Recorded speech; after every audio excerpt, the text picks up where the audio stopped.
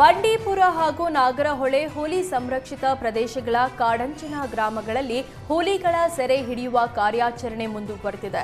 ಅರಣ್ಯ ಇಲಾಖೆ ಕಳೆದ 42 ದಿನಗಳಲ್ಲಿ 22 ಹುಲಿಗಳು ಮತ್ತು ಹುಲಿ ಮರಿಗಳನ್ನು ಸೆರೆ ಹಿಡಿದಿದ್ದಾರೆ. ಕೆಲ ದಿನಗಳ ಹಿಂದೆ ಬಂಡೀಪುರ ಹಾಗೂ ನಾಗರಹೊಳೆಯ ಕಾಡಂಚಿನ ಗ್ರಾಮಗಳಲ್ಲಿ 3 ಪ್ರತ್ಯೇಕ ಹುಲಿ ದಾಳಿಗಳಲ್ಲಿ ಪ್ರಾಣ ಕಳ್ಕೊಂಡಿದ್ರು. ಹೀಗಾಗಿ ಅರಣ್ಯ ಇಲಾಖೆ ನಿರಂತರ ಕೂಂಬಿಂಗ್ ಕಾರ್ಯಾಚರಣೆ ಮೂಲಕ 12 ಮರಿಗಳು ಸೇರಿ ಒಟ್ಟು 22 ಹುಲಿಗಳನ್ನು ಸೆರೆ ಹಿಡಿದಿದ್ದಾರೆ. ನವೆಂಬರ್ 27ರಂದು ನಾಗರಹೊಳೆಯ ಕಾಡಂಚಿನ ಗ್ರಾಮ ಗೌಡನಕಟ್ಟೆ ಬಳಿ ಮುಸುಕಿನ ಜೋಳದ ಹೊಲದಲ್ಲಿ ಕೆಲಸ ಮಾಡುತ್ತಿದ್ದ ರೈತ ಪ್ರಕಾಶ್ ಎಂಬವರ ಮೇಲೆ ದಾಳಿಗೆ ಮುಂದಾಗಿತ್ತು. ಅದೃಷ್ಟವಶಾತ್ ಹುಲಿ ದಾಳಿಯಿಂದ ಪಾರಾಗಿದ್ದ ಪ್ರಕಾಶ್ ತಕ್ಷಣ ಅರಣ್ಯ ಇಲಾಖೆಗೆ ಈ ಬಗ್ಗೆ ಮಾಹಿತಿ ನೀಡಿದ್ರು.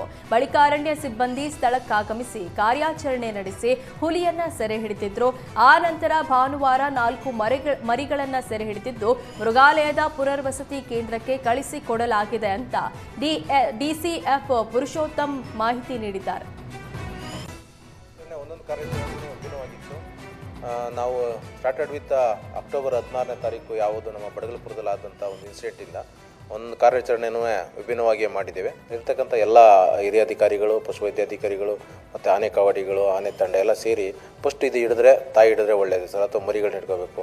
ತಾಯಿ ಹಿಡಿದ ಮೇಲೆ ತಾಯಿನ ಏನು ಮಾಡಬೇಕು, ಆಮೇಲೆ ಮರಿಗಳನ್ನ ಏನು ಮಾಡಬೇಕು ಅನ್ನೋ ಒಂದು ಇದರಲ್ಲಿ ನಾವು ವಿಭಿನ್ನವಾಗಿ ಒಂದೊಂದು ಕಾರ್ಯಾಚರಣೆನೂ ಒಂದೊಂದು ರೀತಿಯಲ್ಲಿ ಸನ್ನಿವೇಶಕ್ಕೆ ಸಿಚುವೇಶನ್ ಹೆಂಗೆ ಡಿಮ್ಯಾಂಡ್ ಮಾಡುತ್ತೆ ಆ ರೀತಿಯ ಕಾರ್ಯಾಚರಣೆಯನ್ನು ನಡೆಸಿದ್ದೀವಿ. ಈಗ NTCಯಲ್ಲಿ 2013 SOP ಪ್ರಕಾರ ಮಾರ್ಗಸೂಚಿಗಳಿದೆ. ಯಾವ ಹುಲಿನ ತಾಯಿ ಜೊತೆ ಇದ್ದಾಗ ಏನು ಮಾಡಬೇಕು, ಅದು ಸ್ಟ್ರೇ ಆಗಿ ಹೊರಗಡೆ ಬಂದಾಗ ಏನು ಮಾಡಬೇಕು, ಅದು ಇಂಜುರಿ ಆದಾಗ ಏನು ಮಾಡಬೇಕು, ಅಥವಾ ಫ್ರೀಕ್ವೆಂಟಾಗಿ ಕ್ಯಾಟಲ್ ಕಿಲ್ ದನಗಳನ್ನೇ ಸಾಯಿಸ್ತಾ ಇದೆ ಅಂದಾಗ ಏನು ಮಾಡಬೇಕು ಅನ್ನೋದು ಮಾರ್ಗಸೂಚಿಗಳಿದೆ. ಆ ಮಾರ್ಗಸೂಚಿಗಳನ್ನ ನಾವು ಅನುಸರಿಸಲೇಬೇಕು. ಅದನ್ನು ನಾವು ಅಲ್ಲಿರ್ತಕ್ಕಂಥ ಒಬ್ಬ ಗ್ರಾಮ ಪಂಚಾಯತಿ ಅಥವಾ ಗ್ರಾಮ ಸಭಾ ಮೆಂಬರ್ಗಳನ್ನ ಸೇರಿಸ್ಕೊಂಡು, ಪಶುವೈದ್ಯಾಧಿಗಳನ್ನ ಸೇರಿಸ್ಕೊಂಡು, ಹಿರಿಯ ಅಧಿಕಾರಿಗಳು ಮತ್ತು NTC representative, chief wild life warden representative ಅಂತೇಳಿ ಒಂದು ಕಮಿಟಿನ ಮಾಡ್ಕೊಡ್ತೇವೆ. ಆ ಕಮಿಟಿ ಡಿಸೈಡ್ ಮಾಡುತ್ತೆ ಇದನ್ನು ಈ ಹುಲಿನ ಹಿಡಿದ್ರೆ ಒಳ್ಳೆಯದು ಅಂತೇಳಿ. ಈಗಿನ ಮಾರ್ಪಾಡು ಅಂದರೆ ಒಂದು ಟೆಕ್ನಾಲಜಿ ಅನ್ನೋದನ್ನು ಸ್ವಲ್ಪ ಅಳವಡಿಸ್ತೀವಿ. ಕಾಡಾನೆ ಕೂಂಬಿಂಗ್ ವೇಳೆ ವೀರ ಮರಣ ಹೊಂದಿದ್ದ ಅರ್ಜುನ ಆನೆ ಮೃತಪಟ್ಟು 2 ವರ್ಷವಾಗಿದೆ. ಆದರೆ ಅರ್ಜುನ ಆನೆ ನೆನಪಿಗೆ ನಿರ್ಮಾಣವಾದ ಅರ್ಜುನ ಪುತ್ಥಳಿಗೆ ಇನ್ನೂ ಉದ್ಘಾಟನೆ ಭಾಗ್ಯವೇ ಸಿಕ್ಕಿಲ್ಲ. ಸಕಲೇಶಪುರ ತಾಲೂಕಿನ ಯಸಳೂರು ಹೋಬಳಿ ದಬ್ಬಳ್ಳಿ ಕಟ್ಟೆಯಲ್ಲಿರೋ ಅರ್ಜುನನ ಸಮಾಧಿ ಉದ್ಘಾಟನೆಗೆ ಸರ್ಕಾರ ಹಿಂದೇಟಾಕಿದೆ. ಅರ್ಜುನ ಆನೆ ಮೃತಪಟ್ಟ ಸ್ಥಳದಲ್ಲೇ ಅರಣ್ಯ ಇಲಾಖೆ 1 ವರ್ಷದ ಹಿಂದೆ ಪುತ್ಥಳಿ ನಿರ್ಮಾಣ ಮಾಡಿತ್ತು. ಆದರೆ ಇದುವರೆಗೂ ಲೋಕಾರ್ಪಣೆ ಮಾಡಿಲ್ಲ.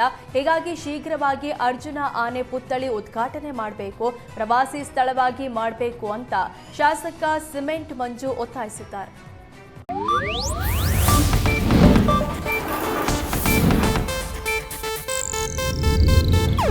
ಇದು ಏಷ್ಯಾನೆಟ್ ನ್ಯೂಸ್ ನೆಟ್ವರ್ಕ್ ಪ್ರಸ್ತುತಿ.